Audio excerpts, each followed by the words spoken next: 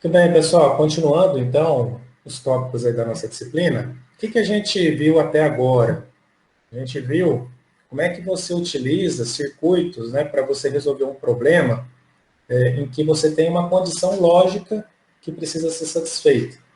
Então, a gente resolveu aquele problema lá da temperatura, né, de você manter a temperatura constante dentro de um tanque, e a gente viu que aquelas variáveis lá, elas dependiam somente do valor delas naquele instante. Mas existem outros tipos de problemas que têm uma complexidade um pouco maior.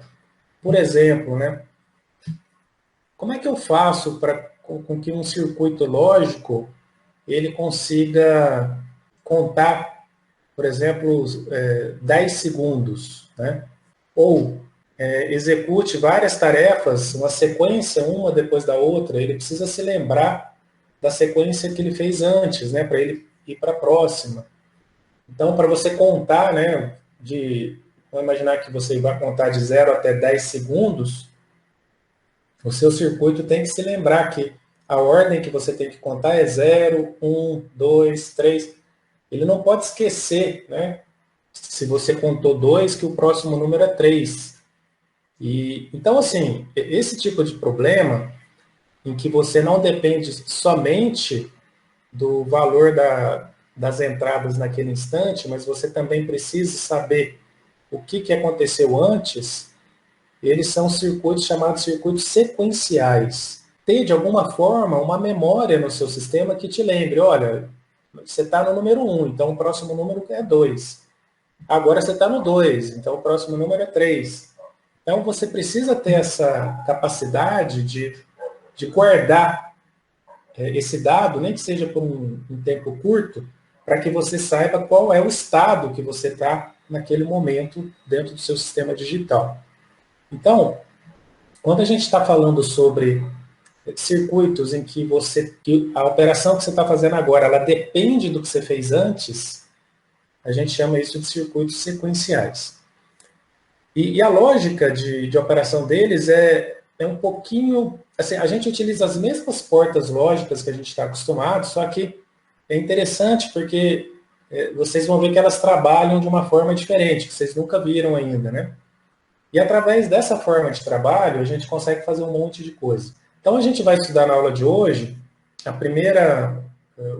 primeiro tipo, né, de circuito mais simples que a gente consegue fazer alguma operação de armazenamento. Esse primeiro tipo que vai ser da aula de hoje é o flip-flop RS e o flip-flop D. O flip-flop D ele deriva do RS, então assim, é quase como se fosse uma aplicação do RS, flip-flop D. Então vamos lá. Aqui está o primeiro exemplo.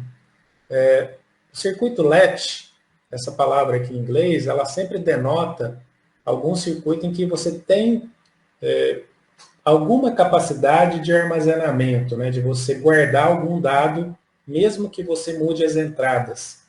Então, vamos imaginar que você tenha feito uma conta e o resultado dessa conta você precisa armazenar, mas depois você vai mudar os operandos e você quer usar esse resultado com os novos operandos. Então, você está fazendo lá uma conta 2 mais 3 mais 4. Então, você vai fazer 2 mais 3, vai dar 5. Esse resultado 5, você quer somar com o que vem depois, que seria o 4, para dar 9. Então, você precisa guardar esse resultado por alguns instantes antes de usá-lo de novo. Então, a célula mais básica que tem, né, é o latch RS. Já já vocês vão entender por o nome, né, por que é R e S. E ele é composto por esse circuito bem simples aqui. Ó. Você tem aqui uma porta NOT, né, em cada uma das entradas. Você tem duas entradas, na verdade, duas entradas, uma chamada S e outra chamada R. Você tem duas saídas, que normalmente a gente chama de Q e Q barrado. E aqui é importante a gente entender que o fato de terem a mesma letra, mas só com uma barrinha em cima, vocês se lembram, né? O que tiver nessa saída vai ter a outra saída vai ser o nível lógico contrário. Então, vamos imaginar que que está representando o nível lógico, seja 1. Quer dizer que Q barra tem que ser 0. Se Q for 0, Q barra tem que ser 1. Tá? Então, assim, uma das condições de operação correta desse circuito é que sempre eu tenha em Q e Q barra níveis lógicos contrários um do outro, né? Um inverte o outro, tá? Então, vamos ver como é que esse cara funciona. A primeira coisa que a gente tem que fazer é o seguinte: se eu tenho duas entradas, do mesmo jeito que a gente faz uma tabela verdade combinacional, que a gente tem que colocar todas as combinações possíveis das entradas, aqui nos circuitos sequenciais é a mesma coisa. Eu também tenho que testar todas as combinações das entradas S e R para saber o que acontece com o meu circuito, tá? Mas olha que louco isso, né? Vamos colocar aqui a combinação 0, 0. Essa combinação 0, 0, se eu coloco 0 aqui nessa entrada S, o que eu vou ter na saída dessa porta NOT aqui? 1. Aqui embaixo, 0, também eu vou ter 1. Agora, olha só, eu estou com o nível lógico 1 na entrada de uma porta NAND.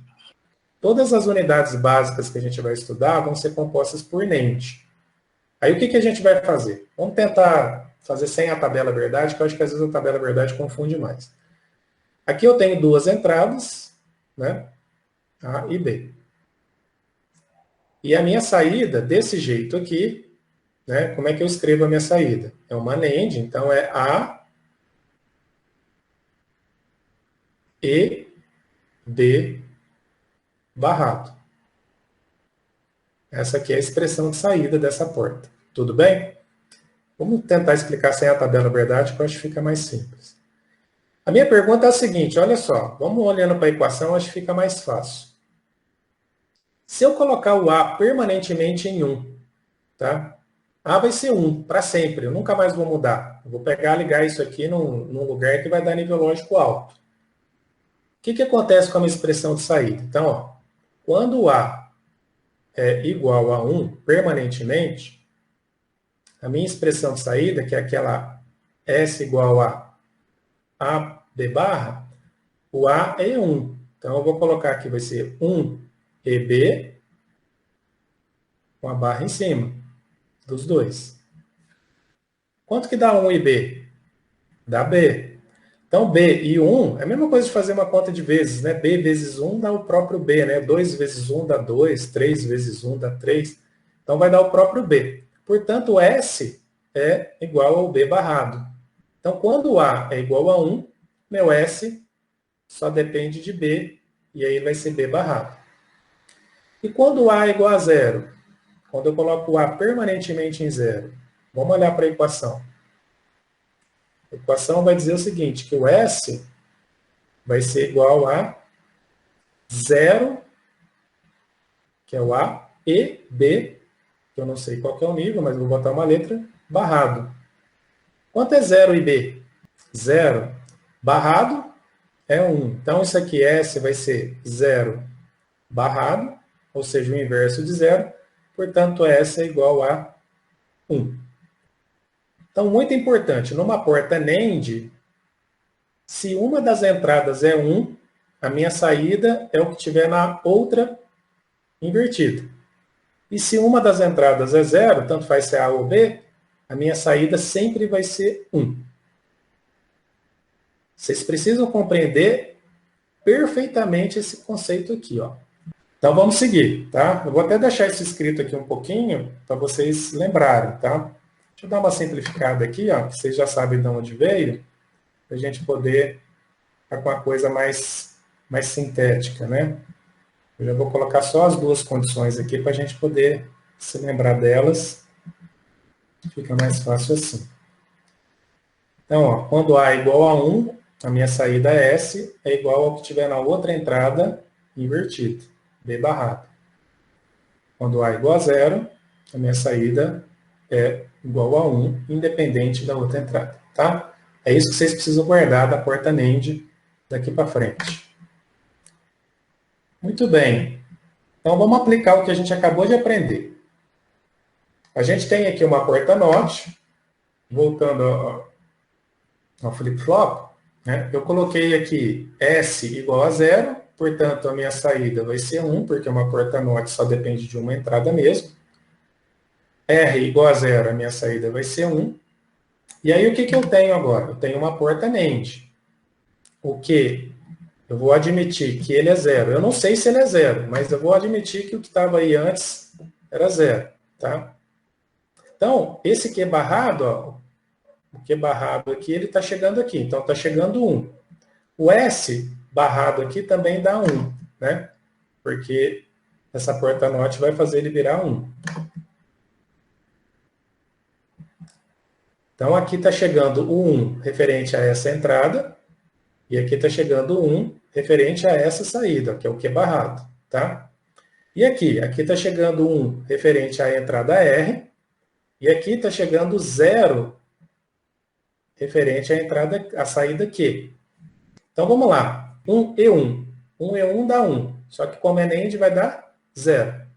Então, essa combinação 1 e 1 vai dar 0 aqui. Olha que legal. Tinha 0, permaneceu em 0. Tá? Uma combinação 1 e 0. 1 e 0 dá 0. Como é uma NAND, tem que inverter. Então, dá 1. Opa! Permanece o que estava... Era 1, permaneceu 1.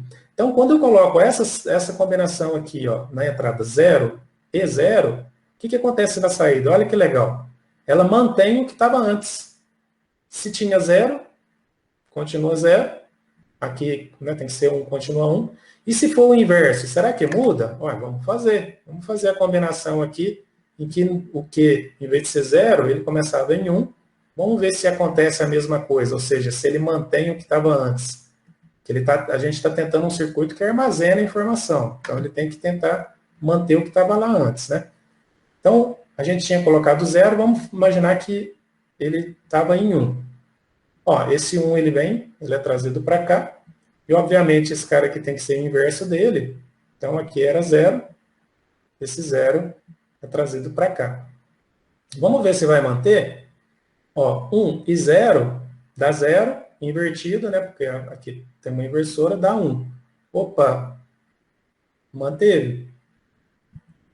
E aqui, 1 e 1 dá 1. Invertido dá 0. Opa! Manteve. Então, o que a gente viu? A gente viu que, independentemente se o Q é 1 ou 0, na hora que eu coloco a combinação em S e em R, 0 e 0 aqui, essa combinação, ela mantém o que tinha antes. Eu acabei de fazer um circuito para armazenar alguma informação que eu queria. Eu queria armazenar essa informação aqui, 1, 0, é só eu colocar a combinação 0, 0 que ela armazena. Ela fica quietinha ali, independente, né, se isso aqui fosse 1 ou 0, ela permanece o que estava antes, né, que a gente chama assim do que anterior. Então, eu mantenho a informação. A combinação R igual a 0 e S igual a 0 faz com que a minha saída Q e Q barra elas não se alterem. E eu chamo essa combinação aqui de repouso, né? Ou seja, o que estava armazenado continua, ele continua no mesmo estado que estava. Aí a gente vai para a segunda combinação, né? Na segunda combinação, deixa eu tirar aqui todos os carinhas aqui, ó. Essa combinação 0 e 0, né, que mantém. A segunda combinação é a gente colocar 0 em S e 1 em R. Vamos ver o que acontece quando a gente faz isso aqui, tá? Bom, se eu coloco 0 aqui, a gente tem na saída 1. Então, nessa entrada aqui já vai ser 1. Se eu tenho 1 aqui, a minha saída vai ser 0. Agora me digam vocês, quando eu tenho 0 numa das entradas de uma NAND, o que acontece com a saída? Então, só lembrar, né? A gente tinha lá, quando a entrada era 1, uma das entradas era 1, a saída da AND era a outra entrada barrada. Agora, eu tenho a saída, a entrada igual a 0. Aí a gente já lembra, né? Toda vez que a entrada é 0, eu não preciso olhar para outra entrada, né? Uma das entradas é 0. a saída sempre vai ser 1. Portanto, neste momento, esse zero necessariamente já coloca a minha saída que é barra em nível lógico alto. Então, que é barra neste momento é 1. Este 1, ele vem para cá.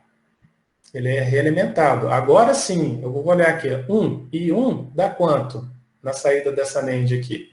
Ó, 1 e 1, o AND dá 1, invertido dá 0. Portanto, essa saída aqui vai para 0. Aí esse 0, ele volta aqui.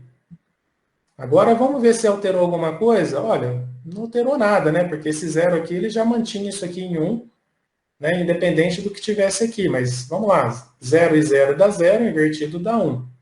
Aí esse 1 vem para cá, 1 e 1 dá 1, invertido dá 0. O que eu cheguei aqui? Eu cheguei numa estabilidade. Então, na hora que eu coloquei S igual a 0 e R igual a 1, qual que é a condição que a minha saída assume?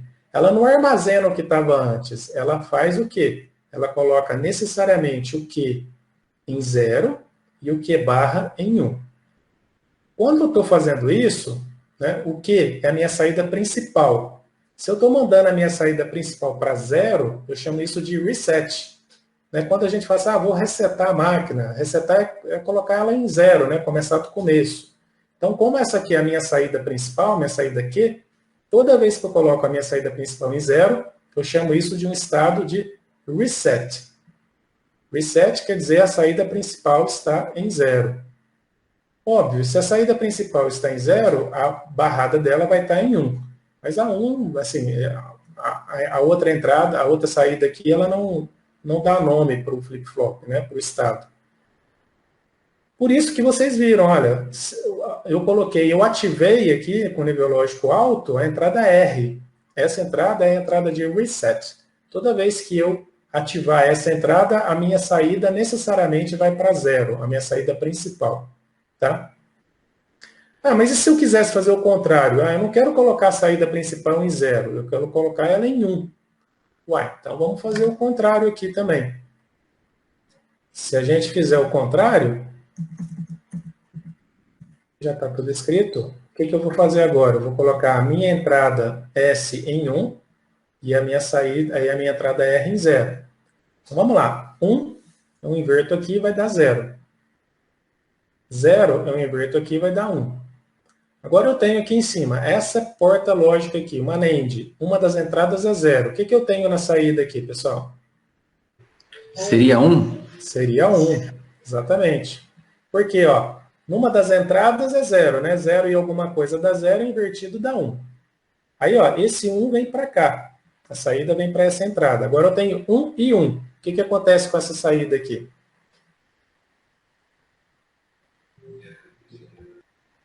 Um e 1 nas entradas vai ser 0. 1 e 1 dá 1, invertido dá 0. Aí esse 0 vem aqui. Agora eu tenho aqui 0 e 0. 0 e 0 dá 0, invertido dá 1. Aí esse 1 vem aqui. 1 e 1 dá 1, invertido dá 0. Opa, atingiu uma estabilidade. Só que é uma estabilidade agora com os níveis contrários. Então, quando eu queria setar a saída, né, setar é colocar a saída principal em 1, por isso o S, é só eu colocar essa entrada em 1 e o reset em 0, ou seja, eu desativo o reset e eu ativo o set. Aí eu coloco o nível que eu quiser. Tá? Bom, se eu posso colocar o nível que eu quiser aqui, e se eu quiser deixar isso armazenado agora? Opa, é fácil, né? É só colocar a combinação 0, 0.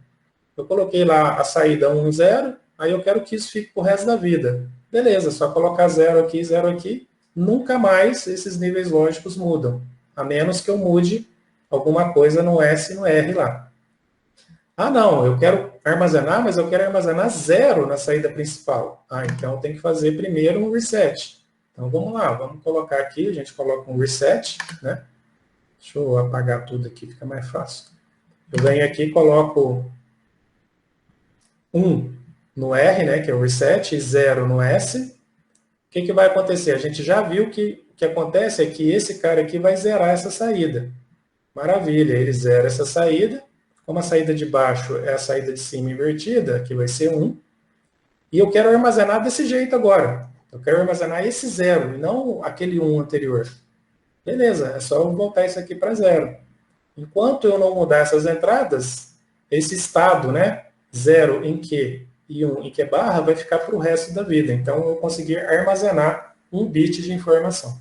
Então, se eu colocar o set e o reset juntos, né, 1 e 1 aqui vai dar 0 e aqui vai dar 0. Um 0 numa porta NAND vai dar o que na saída?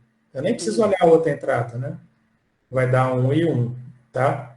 Ou seja, quando eu coloco 1 e 1 na minha entrada 7 na reset, ele faz com que tanto o Q e o Q barra eles fiquem ativados. O que não é o que eu quero que aconteça, né? Assim, viola uma regra minha que é sempre ter o Q invertido do Q barra. Portanto, esta combinação 1 e 1 aqui, eu chamo ela de condição inválida e eu nunca vou utilizá-la, tá? Então, o LET-RS, que é essa célulazinha de memória, ele serve para isso, né? Aí eu não vou ficar mais olhando porta lógica, né? Porque dá muito trabalho e tal. O que eu vou lembrar? Vou lembrar só das combinações. Toda vez que eu tiver 0 e 0, ele mantém o que tiver antes em Q e Q barra, não tem alteração. Toda vez que eu tiver 0 aqui e 1 aqui, eu reseto. Então, eu vou colocar essa saída principal aqui em 0, e, portanto, a saída secundária vai ser em 1, porque é uma invertida da outra. Se eu fizer 1, 0, eu faço o contrário. Eu coloco essa saída em 1 e essa saída em 0.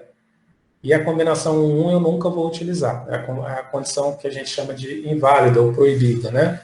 A gente não pode usar essa condição. Olha só, pessoal. Aqui eu tenho uma forma de onda. Nós já aprendemos isso, né? Então, aqui o S, ó, ele está variando. Ó. Nesse início aqui ele é 0. Depois ele vale 1. Né? Depois ele vale 0 de novo. Durante todo esse tempo aqui ele vale 0. Aqui ele vale 1. E assim por diante. O R, 0. Aqui continua em 0. Aqui continua em 0. Aqui ele vira 1. Né? Aqui, esse pedacinho, ele continua em 0. Aqui ele está em 0 também. E aqui ele está em 0 também. Depois ele vai para 1. Então, vamos ver se vocês se lembram, né? Então, ó, a minha saída aqui, ela começou em 0. Tá? Ela já começou em 0. Quando eu coloco aqui 0 e 0, não acontece nada. Ela continua em 0. Tá? Agora eu vou colocar aqui, ó, S igual a 1, R igual a 0. Então, eu estou colocando 1 e 0. O que acontece com a minha saída aqui quando eu coloco 1 e 0? Ó, eu estou colocando 7, então a minha saída aqui ela vai para 1. Então, na hora que eu coloco essa combinação aqui, a minha saída aqui ela vai para 1. Depois, eu venho aqui e zero o S. Então, vai ficar 0 e 0, né? Ó, 0 em R e 0 em S, nesse próximo instante de tempo. O que ele faz? Ele mantém o que estava antes. O que estava antes é 1. Então, o 1 continua. Aí, depois, eu inverti. Eu coloquei aqui embaixo o R em 1 e o S em 0. Então, o que acontece com a minha saída? A minha saída ela é 0. Eu dou um reset. Então, ele estava em 1, minha saída fica em 0. Aí, durante esse pedacinho de tempo aqui, ó, né, esse pedacinho daqui para cá, qual é a combinação que eu tenho? Eu tenho aqui 0 e 0, né? Então, eu retorno para 0 e 0. O que acontece? Esse carinha aqui, ele continua em 0. Tá? Depois eu coloco o S em 1 e o R em 0. Então, já inverti aqui, já coloquei em cima. Aqui vai ser 1. E embaixo fica 0. Quando eu coloco 1 e 0, a minha saída é a saída 7. Então, eu coloco o Q em 1. Então, o que acontece? Né? A saída continua em 0 aqui, agora ela vai para 1. E aqui já começa, né? Ficar 0 e 0. Bom, agora um voluntário aqui, ó. A saída aqui está em 1. Eu coloquei S em 0 e R em 0, no próximo instante de tempo. Quando eu coloco 0 e 0, o que acontece com a minha saída? Ela estava em 1 aqui, ó, né? Mantém 1, exatamente. Agora, a minha entrada R foi para 1 e a minha entrada S foi para 0. A minha saída estava em 1. O que acontece com a saída agora? E R, lembra? Reset. Reset, o que ele faz com a saída? Joga para 0. Toda vez que eu ativo R, a minha saída vai para 0. Portanto, ela estava em 1, ela agora vai ficar em 0. Agora a combinação que eu tenho é 0 para R e 0 para S. O que acontece? Ó, minha saída aqui está em 0. O que acontece com ela depois que eu coloco S em 0 e R em 0? Então, ela manteve em 0. Agora a minha entrada R está em 1 e a minha entrada S está em 0. Continua em 0, exatamente. Mas não porque ela manteve em 0, mas porque eu estou dando um reset, né? Ela estava em 0, ela obrigatoriamente ficaria em 0, mas ela não mudou. Então, não é porque eu mantive, é porque eu dei um reset. Aqui eu coloquei 0 e 0 agora. Mantenho 0. Agora eu coloquei 1 em S, 0 em R. O que acontece com a saída? Ela fica em 1, né? Porque eu ativei o set, né? Agora eu vou colocar aqui 0 em R e 0 em S. Mantenho. Então, continua em 1. Aqui, S em 1, R em 0. Dá 1, muito bem. E, finalmente, 0 e 0, mantém 1, certinho. Eu sei que talvez seja um pouco repetitivo esse exercício que a gente está fazendo, pessoal, mas vocês já poderem ir memorizando algumas coisas, tá?